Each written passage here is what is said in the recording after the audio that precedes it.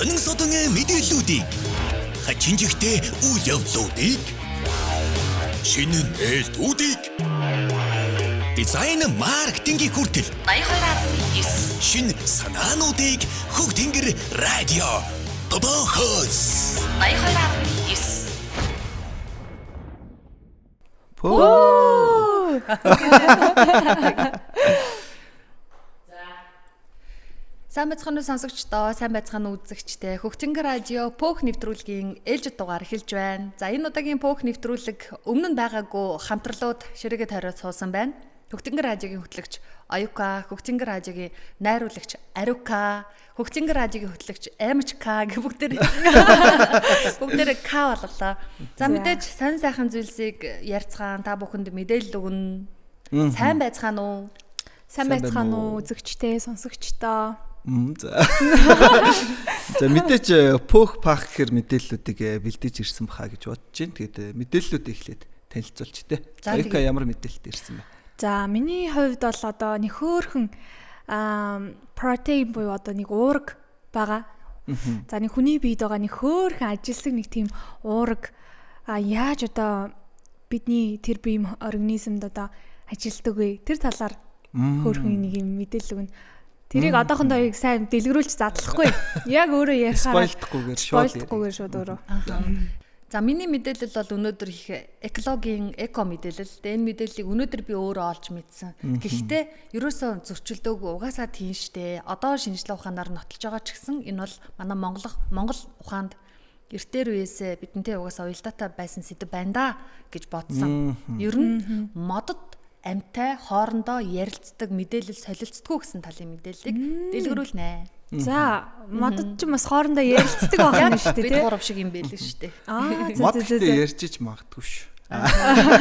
За Арука гэх. За миний бэлтгэсэн мэдээлэл болохоор химэл мах. Химэл мах. Тийм лабт хийгдсэн махны талаар. Энэ ерөнхийдөө бол одоо бүр зарим улсуудад хүлээн зөвшөөрөөд хэрэглээд эхэлсэн байлээ. Энэ талаар мэдээллийг бэлтгэсэн байгаа. Тэгээд энэ талаар за би баг эхлэе ярьчих уу? Тэг юм уу? Тэг баг танаас эхлэе явцсан. Арука яваад, Оюка яваад тэгээ. За тэгээ. За эрдэмтэд шинжээч дамтны булчингийн эсийг авч тэжээллэг уусмалт үржүүлээд биореакторын дотор өсгдөг одоо амьд амтангүйгээр мах ургуулах юм ажиллагааг эхлүүлсэн юм байна. Энэ болохоор анх 2009 онд одоо дэлхийн хүн ам хиймэл махыг эднэ тэ ургуулсан махыг эднэ гэж яригдчихсэн байна. Энэ тэгсэн чи одоо ингээд эхэлчихсэн байгаа. За тэгээд энэ 2020 оноос эхлээд lab grown chicken гэж эхлээд анх нэрлээд дахианы махыг үржүүлж эхэлсэн. За тэгээд албан ёсоор ресторануудад зөвшөөрсөн байгаа. Жишээ нь одоо 2020 оноос эхлээд Сингапурт энэ чикний махыг хүлээн зөвшөөрсөн байгаа. Тэгээд энэ Сингапур улс болохоор хамгийн анх энэ лабораторид махыг үржүүлэхийг сэтэж өөрсдөө ингэж хийж байгаа юм блэ. За энийг ингээд хийгээд байгаа одоо энэ лабораторид мах ургуулад байгаа шалтгаан нь юу юм бэ гэхээр 2050 он гэхэд дэлхийн хүн ам 10 тэрбум болно. За 10 тэрбум болоход хүнсний хомсдол үүснэ. За хүнсний хомсдол үүснэ. Дээрээс нь одоо байгаль орчинд одоо ээлтэй зүйлийг хийх хэрэгтэй болсон. Дээрээс нь энэ нөгөө нэг байгаль орчинд тийм хог байхгүй, хаягдл байхгүй, тийм бүтээгдэхүүн болж гарч байгаа юм лээ. За тэгээд Хятад, Израиль, Нидерланд, Япон зэрэг улсууд одоо энэ хиймэл махыг лабораторид үржүүлэхээр ингэж одоо юм ургуулахаар ажиллаж байгаа юм байна. За тэгээд тийм байна те. За энэ хиймэл мах хамгийн анх 2013 онд хийгдэхдээ $330 мянган бүтээгдэжсэн гинэ. Нэг ширхэг бүргэрийг хийхэд. За техникийн бүх юм нь яагаад. Тэгсэн чинь өнөөдрийн байдлаар $10-20 юмтэй л одоо хиймэл махыг тарьж ургуулах боломжтой. Хөгжсөн байна бүр. Хямд төсөр аргаар бүтдэг болсон байх. Тийм байна. $10-20. Тэгээд BBC-гийн мэдээлж байгаагаар бол яг энэ одоо энэ ирээдүйд ашиглах боломжтой технологи. За энэ одоо энэ шинэ юм салбар гарчихсан технологи гарсан байгаа. Энэ дээр одоо хэн төрүүлж өрсөлдөөн гаргаж чадна те хэн төрүүлж энэ инновацийг эзэмшиж чадна. Тэр улс бол одоо ирээдүйд бас 2050 он гэхэд те хамгийн том компани ч юм уу тийм зүйлийг байгуулах нэ гэж.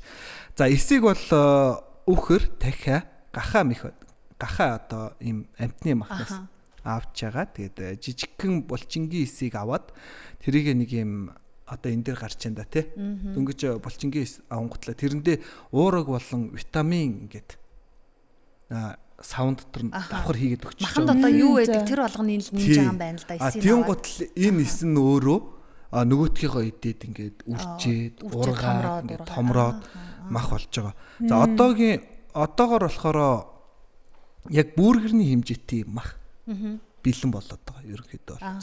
Тий, яг юм бүргэрний хэмжээтэй бүргэр хийх тохиромжтой хэмжээтэй махыг лабораторид ургуулхад ямар ч асуудалгүй болсон.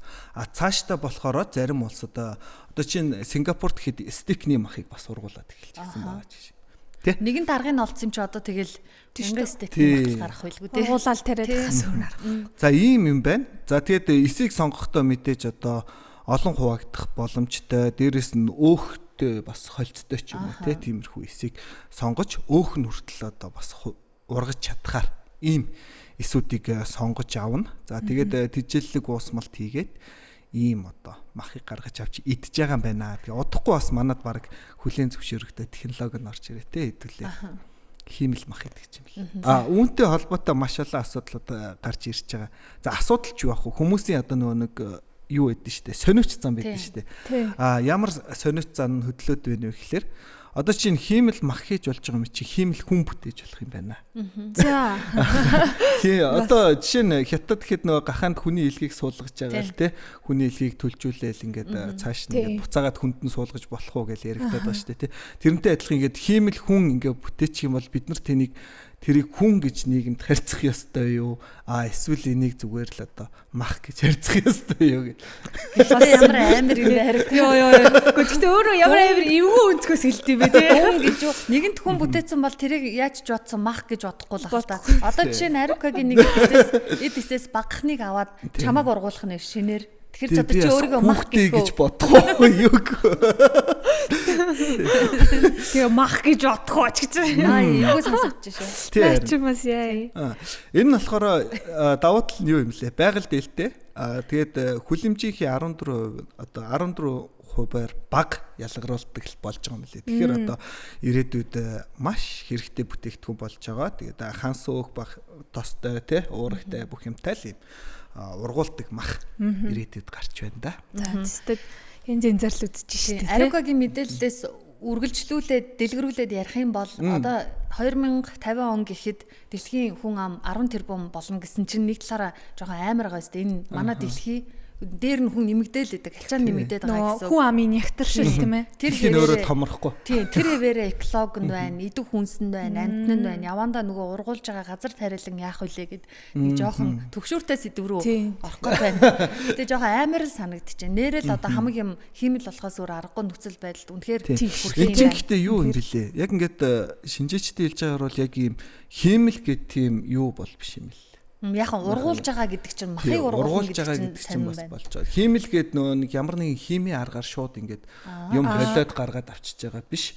Ургуулад ингээд нэг хэсийг олон болгож өрчүүлж ургуулж байгаа. Дэвшилттэй тийм ээ. Уураг калори молор бүх юм тогтвортой. Энийг тэгээд нөгөө хүмүүс за яг ингээд ходоод цаддсан байж тэгээ бидний одоо өөр ингээд ямар ч юмд муу биш юм байна л да. Жишээ нь одоо булчин хөгчгөж ч юм уу те хүн өөртөө хэрэгцээтэй уураг тарихаа уурага одоо нөхөд авчих нь. Тэгсэн чинь энэ тэгвэл бидний сэтгэл зүйд нөлөөлөх үү гэж хүмүүсээс их асууж байна гэсэн. Бас сэтгэл зүйд нөлөөлнө. Тийм байж болно шүү дээ бас те. Тэр чинь нөгөө ийм хиймэл одоо тэр ургуулсан махыг идэж гин гэд хүн бодцохороо нөгөө дотор одоо болж байгаа процесс маань бас те яаж идэв энийг эдснээрээ яах вүлээ мэлээгээд хүн чинь бас бодлороо гэхдээ хүн чинь сайн ч юм муу ч юмд их амархан дасдаг штэ хэд идэл дас чин да одоо угаасаа хэмэл мах байдаг да гээл те яг нэг дэлгүүрт ороод үхрүү гахаа юугаа сонгоод авдаг шиг л тий амтнаас ингээд булчингийн эс авч байгаа штэ хүнээс булчингийн эс авал одоо хүний махлах нэг бодлын их нүгэлгүүн биш үү тий нэрээ бас амтны амт таслаагүй тий амт таслаагүй тэр чинь ингээд сайхан ургуулад идчихэж байгаа юм чинь тийм байна. За Аркугийн мэдээлэл гоё мэдээлэл. Сонирхолтой байна те бас. За одоо юка. Тийм одоо миний мэдээллээс хүргэе. За миний мэдээлэл болохоор нэг хөөрхөн кинесин гэдэг нэртэй. Кинесин. Тийм кинесин гэдэг нэртэй одоо бичлэгэнд гарах бах. Кинесин гэдэг нэртэй нэг юм хөөрхөн протеин байгаа байхгүй юу? Одоо протеин уураг.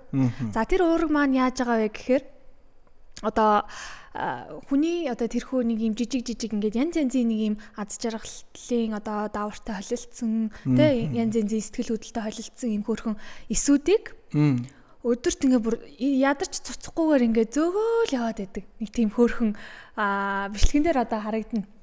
Одоо тэр бичлэгэн дээр харагдаж байгаа эхнээс нь харагдах юм болоод айгүй хөөрхөн. За энэ кинесин гэдэг одоо эс нь яг юу вэ гэхээр одоо ийм энэ эсэн дотор одоо байгаа молекулууд нь одоо ийм зам байгаа. За тэр зам нь болохоор ийм одоо микротубулин гэдэг. За. Одоо энийг зам биш үү те? Тэг ингээ харж байгаа нэг хөрхөн байгаа сте.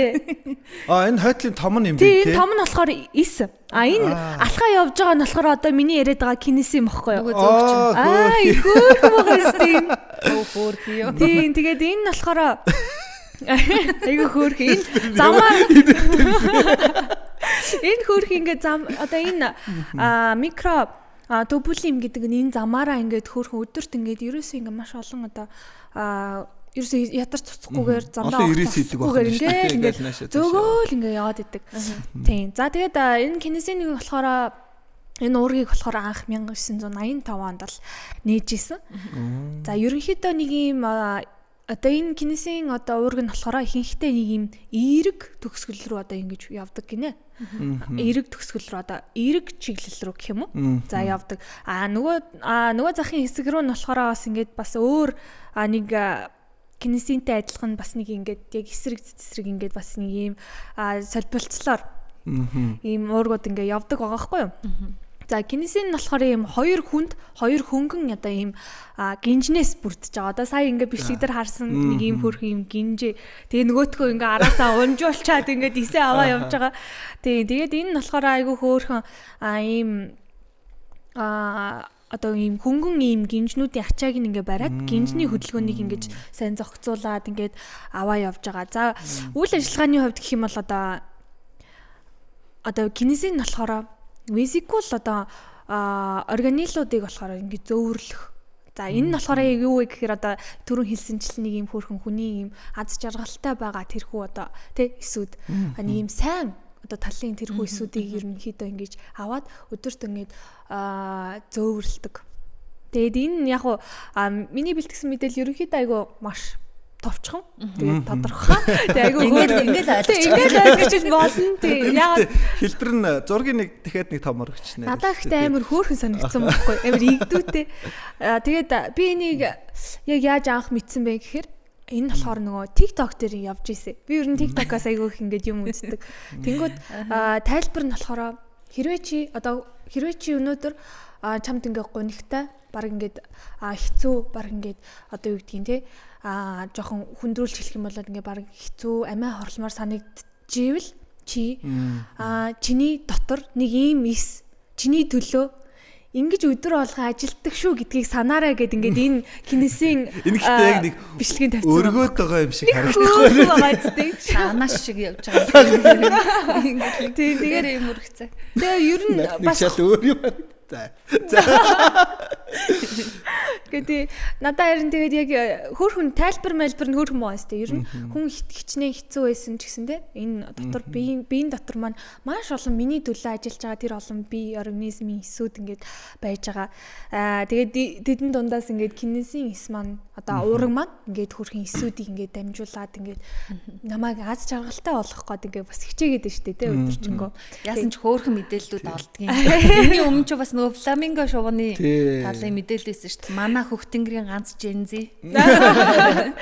Энэ сонноос нэр яасан бэлээ. Сошиал орчинд энэ сэтгэл готрал гэдэг юм нэлийн газар авч байгаа гинэ. Тэгээд энэ сошиал орчны сэтгэл готралтай тэмцэх юм одоо хөдөлгөөн өрнж эхэлж байгаа юм лээ. Тэгэхээр сүүлийн үед одоо анзаарч байгаа бол сошиалор гарч байгаа сувгууд дандаа л одоо энэ сэтгэл готролыг ангаах те иймэрхүү зүйлүүдийг хүссэн ч хүсээгүй ч биднэрт харуулж л байхаар болж байгаа. Ер нь харуулж л байхдаа бас зүгээр юм билээ шүү. Хүнтэй бүтэн цаг одоо бясалгал байдаг юм уу, сайхан юм бодохоос илүү ерөөсөө ингээ нэг хүний битсэн 2 өгүүлбэр юу тэр өдөртөө байтгаа хэдэн өдөр өөрт хадгалагдаад үлдсэн байдаг ш. Тэгэхээр ингээл гүйлгэж яхад сайхан мэдээлэл бол ерөөсөө Илүү биш. Одоо ерөөсөө бидний сүүлийн үед ярьж байгаа хүмүүсийн сонирхож байгаа, шоорхож байгаа юмнууд чинь ерөөсөө л сэтгэл зүйгээ энэ хөдөлгөөнтэй үед яаж ирүүл байлгахгүй, яаж үндсэн ажил амьдралдаа төвлөрөх үү, яаж ингээ урсгалыг дагаад тэр жигтэй алга болчихгүй байх уу дээр төвлөрж байгаа штэ. Тэр ингээ нэрээ үзэж байгаа юм дээр ч гэсэн анхаарал тавил гоё. Яг миний мэдээлэл энэ сэдвтэ уялдаад ороод ирж байна. Яг ороод ирлээ. Гоё урсгалаараа хөө. Яг ингээ урсаад ороод ирсэн. Моддод хоорондоо ярилцдаг гинэ. Одоо сүүлийн үед эрдэмтэд бүр ингээ хэд хэдэн жишээнүүдээр олон орны судлаачид батлаад байгаа юм байна. Тэгсэн тоёр төр нь ямар санагдаж байна? Мод нэрээ хоорондоо ярьдаг гэж байна уу? Надад шууд бүгжний эзэн санаанд орж байна. Бүгжний эзэн дээр ярьдаг юм модон овог байдэн штэ бүр тий. Мэдэн штэ. Надад болохоор энэ аватар кино шууд ингээ нүдэнд буугаадсан. Энэ мэдээллийг унших болгонд ерөөсө төсөөлөл Джеймс Кэмероны аватар кино юу? Тийм. Тэр чи яадаг модтойгоо нэрээ холбогддог шүү дээ. Модод хоорондоо амьтад нь ингээ хоорондоо холбоотой мэдээлэлээ дамжуулаад. Тийм мэдээлэл дамжуулаад байдаг. Ерөөсөө л яг тэр юм болоо даа л гэж бодсон. Ер нь гэхдээ тэр бас яг энэ жинхнээсээ одоо энэ бодит те яг энэ моднууд хоорондоо ярилцдаг гэсэн мэдээллээс үүдэлтэй тэр киноныхаа бас те үйл явцыг хийсэн баг. Магадгүй шүү дээ. Яг тийм шиг хэлдэг шүү дээ. За асууя тодруулъя гэдэг. За одоо шинжилгээ ухаанаар одоо чинь Канадын ой судлаач профессор Сьюзан Сэмердийн олон 10 жилийн судалгаагаар модод одоо дотроо микориз гэдэг юмар сүлжээгээр холбогддог гинэ. Тэр нь нүдэнд мэдээж харагдахгүй, сонсогдохгүй энэ судалгаагаар гарч ирсэн гин. Тэгэд одоо энэ микориза гэдэг нь мөөгний маш нарийн утаслаг бүтэц байдаг гэж байна. Хөрсөнд нуугдж байдаг. За одоо чинь ой хөрсийг ганцхан ийм хүрз халбах хөрс авахд тэнд одоо хэдэн мянган километр хүрэхээр ийм микориз гэдэг ийм сүлжээ нь агуулгадж байдаг юм байна л да. Ойн судалгаагаар одоо тий ойгоо ойн хөрсөөр гэсэн үг. За модууд зөвхөн үнцээрээ гэхгүй бас агаараас нэг нэгэндээ мэдээлэл дамжуулдаг гин. Одоо нэг ой дотор байгаа нэг мод үт идлээ, хорхоо идлээ гэж бодоход бусад хажуу хаваар байгаа модондоо агаараас болон хөрсөөр ингэж мэдээлэл дамжуулдаг юм байна л да. Wi-Fi гэсэн. Одоо ерөнхийдөө тэгэнгუთ нөгөө мод нь ийм төрлийн шимэгч хорхоо бодис явж гинэ гэд өөрөөсөө тэр дамжиж ирэхээс өмнө өөрөөсөө бодис ялгаруулад хамгаалтын бүрхүүлээ авдаг гин. Бас хөөх хамгаалтын бүрхүүл авдаг. Тэгснэ энд бас нэг маш сонирхолтой мэдээлэл байсан. Хус мод гэрлийг мэдээж сайн шингээж авдаг цаг цагаан өнгөтэй болохоор энэ хус мод гэрлийг шингээж авдаг. Тэгээд энд нэг өөр нэг уучлаарай нарс гэд мод шархаа битүүлэхийн тулд тугаархаа битүүлэхийн тулд давирхаа ялгаруулдаг гинэ. Тэгээд тэр давирхаадын судлаад үзсэн чинь ариутгах болоод өрөвслийн эсрэг үйлчилгээтэй нийтлүүдийг агуулдаг байсан гэж. За. Тэгэхээр чин тэр ерөөсөө цаанаас авахад байгаа. Яг нарс бол ялтчихгүй давирхаа ялга байнгын л баг гойжуулаад bijдэг шүү дээ шалбарсан эсгүүд дээр. Тэгээд мод гэрлийн захад байгаа моднууд нар сайн үзээд усантай ойр байхам байгаад шимт хижээлээ аваад бусад моднууд руугаа үнцээрээ ингээд цагаараа дамжуулаад яваад байдаг гэсэн байна. Түүнээс биш нөгөө уул усандаа ойрхон байгаа, нагаарт ойрхон байгаа нь цэцэглээл нөгөө цаагуур дундуур байгаа нь цэцгэлдэггүй биш шүү дээ. Модыг ингээд ой модыг харахаж бүгдээрээ л адилхан захих гол их гоё байдаг шүү дээ. Тэр нь бол ерөөсөө энтэй холбоотой гинэ. Захад гэрэл сайн үзэж байгаа үзээг нь ерөөсөө хамаахгүй бусад руугаа ингээд түгээчдэг. Энүүгээрээ ухаалаг гэсэн байна. За тэгээд цагаан хус нарны гэрлийг сайн авдаг. Одоо Дуглас гэж гацуур байд юм байна. Энэ сүүдэрт ургадаг ч гэсэн одоо энэ микоризийн сүлжээгээр дамжуулаад шимт бодисоо хөрсөөрөө аваад идэг. Зөвхөн хуснууд биш, өөр төрлийн моднууд ч гэсэн ялгаагүй ой модон дотор ингэж амьдардаг гинэ. Тэгээ эрдэмтдийн үзэж байгаагаар ой мод гэж юусоо зүгээр л нэг юм ургацсан байгаа юм биш. Одоо хамтын оюун ухаан бүхий тогтолцоо гэж үздэг юм байна. Нийгэмшиж амьдардаг. Тэд ярьдаггүй ч гэсэн дуу чимээ гаргадаггүй ч гэсэн цаанаасаа ингээд холбоотой сүлбэтэй бүх мэдээллүүдээ аваад яваад байдаг гинэ. Тэгсэн чинь надад нэрээ угаасаа л шууд хүлийн зөвшөөрсөн. Яг гэвэл манайхан чинь уул усаа, модыг эзэнтэй, савдагтай гэж өвдөө шашин талаасаа бол тэгж ярьдаг. Одоо ч гэсэн биологийн хичээл хүүхдүүд ингээл ургамал судлал үзчихэл байгаа. Хүүхдүүдэд амьтаа гэдгийг бүгдээрээ хүүхдүүд мэддэг. Цэцэг тасалж болохгүй, мод хугалж болохгүй. Одоо хүүхдүүд те амьтаа өвдөн гэж жоохон хүүхдүүд цэцэрлэгийн хамгийн наад захын хүүхдүүдээс асуугаад хүртэл болохгүй штэ эн чинь амьтаа ургадаг гэж хэлнэ. Шашин талаасаа бол мэдээж мод хугалж болохгүй. Лусын эзэн савдаг ингээд цаанаасаа хорлолч гэдэг юм уу те ингээд явагддаг штэ. Тэгэхээр бидний эрт дээр үеэс шүтэж ирсэн байгаль дэлхийн уул ус гэдэг чинь одоо ингээд шинжлэх ухаанаар алидийн нотлогдоод ирсэн байгаа нь сайхан санагдаж байна.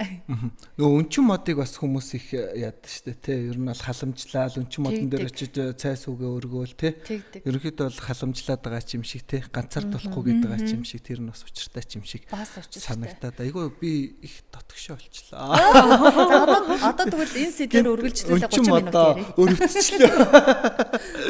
Тэр давирхаанаас одоо нөгөө эдгэрэлт явагддаг бодис ялгаруулдаг гэсэн үнэхээр тийм давирхаагч нөгөө сонин санагдсан. Жишээ нь одоо Оросд бол нөгөө Сибирийн тэнцэж давирхааны бохи байгаа шүү дээ тий. Оросоос давирхаан бохи аваад ажиллаж исэн.